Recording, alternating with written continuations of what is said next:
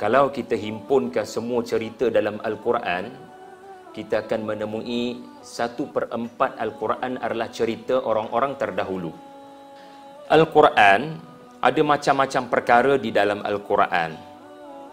Ada hukum hakam, ada cerita syurga neraka, ada cerita tentang akidah.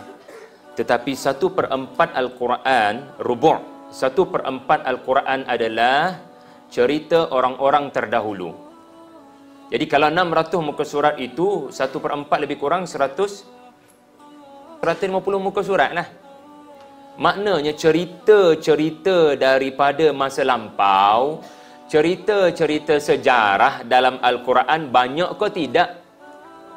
Banyaklah tu. Kalau sampai 1/4. Dan semua cerita dalam Al-Quran, apa jua cerita dalam Quran, cerita lelaki atau cerita wanita, cerita orang baik atau cerita orang jahat, apa jua cerita dalam Al-Quran, tuan-tuan puan-puan kena ingat, mesti Allah akan paparkan cerita itu ada kaitan dengan salah satu daripada 3 golongan ini. Apa jua cerita? Dan sebentar lagi saya akan ceritakan pada anda tentang cerita Asiah. Saya akan ceritakan pada anda tentang Maryam, kakak kepada Musa. Saya akan ceritakan kepada anda tentang Yukabid, ibu kepada Musa. Saya akan ceritakan pada anda tentang Balqis, permaisuri Malaikatus Saba.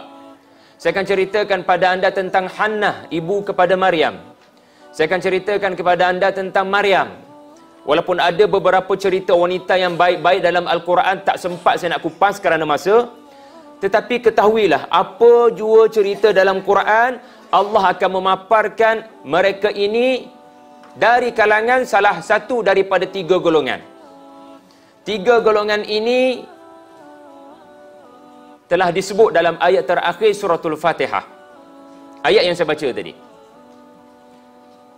So tuan-tuan kena ingat, apa jua cerita dalam Quran, the point is, kamu buat pilihan, kamu nak ambil yang mana sebagai teladan. Apa yang bakal saya kongsikan adalah an'amta alaihim. Wanita-wanita yang Allah kurniakan kepada mereka nikmat iman. An'amta, Allah kurniakan kepada mereka nikmat iman. Dan apa yang telah dibentangkan oleh Dr. Azrul tadi adalah wanita-wanita dalam kategori sama ada al-maghdubi alaihim ataupun ad-dallin. Jadi apa jua cerita dalam Quran sebenarnya adalah menghuraikan ayat terakhir suratul Fatihah. Dengan harapan tuan-puan bila baca suratul Fatihah, tuan-tuan lebih khusyuk membaca surah yang wajib dibaca dalam salat. Kerana saya sendiri tak boleh nak hafal ayat-ayat Quran pasal Asiah. Saya sendiri tak boleh nak hafal ayat-ayat Quran pasal Maryam. Sebab saya bukan lahir sebagai hafizul Quran. Tetapi anda dan saya memang hafal suratul Fatihah, betul? Cumanya kita ni hayati ke tidak apa yang kita hafal. Mudah-mudahan 12.30 ni kita tamat, ya. Apa yang akan berlaku adalah ayat terakhir suratul Fatihah nanti, solat zuhur nanti, bila anda baca siratal ladzina an'amta alaihim, terus tergambar dalam fikiran anda, an'amta alaihim adalah ibu Musa, kakak Musa, isteri Fir'aun, Asia.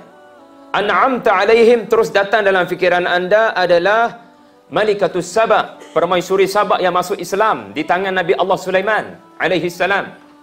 An'amta alaihim terus datang dalam fikiran anda Maryam dan bondanya Hannah. Jadi ini tujuan kita berhimpun pada pagi ini, ya.